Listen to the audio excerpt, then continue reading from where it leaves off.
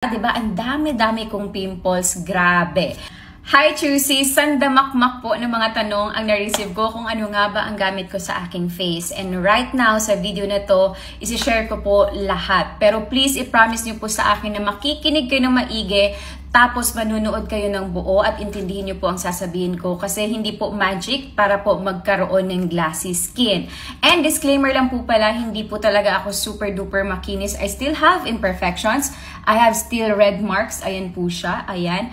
Pero hindi na siya kasing lala before. Papakita ko po sa inyo yung aking face. So, eto po siya. Diba? Ang dami-dami kong pimples. Grabe. So, eto na po. Kung maniniwala kayo or hindi, nasa sa inyo na po yan. So, ang gamit ko po, I swear to God, promise ko po yan. Although naka-apply na po ako konti ngayon, ang gamit ko po yung Centella Asiatica set po namin. But, nasa 3 months din po or 4 months na bago ko na-achieve ang face ko na ganito from this face. So, ang Centella Asiatica set po, may set po kami na binibenta. Ito nga po, yung sinasabi ko na hindi pinapansin masyado sa products namin kasi hindi ko naman talaga minamarket.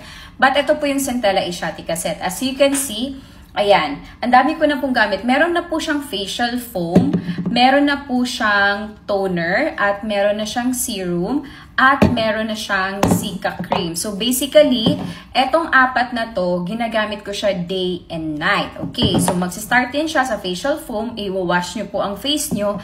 After nyan, magto-toner na kayo. Ito po yung toner.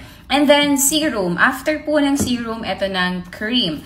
And eto pa ang secret po dyan. Kapag gabi, naglalagay din po ako ng Pecas cream. Etong Pecas cream po, sorry, nagsisilbi po siyang retinol sa akin kasi may retinol palmitato. So, twice a week ko siya ginagamit. Pero kapag meron ako, tapos tinutubuan ako ng pimples, 3 times a week ko ginagamit. Ito siya. Gabi lang to ha. Gabi lang si Pecas cream. Tapos, in the morning naman, of course, ganun pa din po ang process. Tapos, naglalagay din po ako ng tinted sunscreen. Gumawa na ako ng madaming video about this na tinted sunscreen, okay? And then, syempre, Choosies, ganito. Diba, ito ang itsura ko. Ang dami kong pimples talaga. Ayan. Umiinom din po ako ng Fuji Glow. Ang Fuji Glow po kasi, mayroon tong probiotics para po sa ating gut health. Kasi, minsan po kasi, kaya tayo nagkakaroon ng madaming pimples na hindi nagiging maganda ang ating skin because of poor na gut health. Kaya po napaka-importante na uminom tayo ng may probiotics para mas maganda yung ating gut health. So, umiinom po ako nito. Ayan, konti na nga lang siya eh. And of course, this is a glutathione na yan. Isa na lang siya. Glutathione po ito with probiotics and other supplement or ingredients na nakakatulong talaga sa ating skin. So that's it. That's basically it.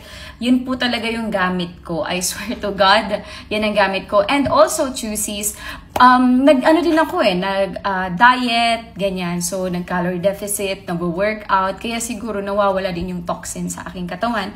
And of course, from 65 na kilos, ngayon nasa 50 plus na lang ako. So, maybe it also helped me. So, yun po yung mga gamit ko. So, sa mga nagtanong, anong gamit ko sa face? Kasi shiny, glassy, ayan siya, yun po yung gamit ko.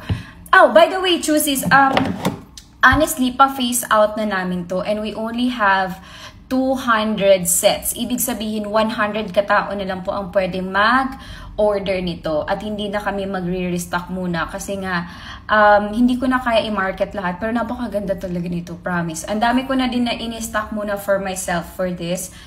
Ayun. So, mag-check out na kayo kasi limited lang talaga. As a proof, ito po ang aming conversation with the team. 200 na lang. Tapos, ang good news nito, naka-buy one, take one pa siya. Tama? Ayun. So, 100 people na lang ang pwede maka-check out. So, mag-hoard kayo if you want to really try our product.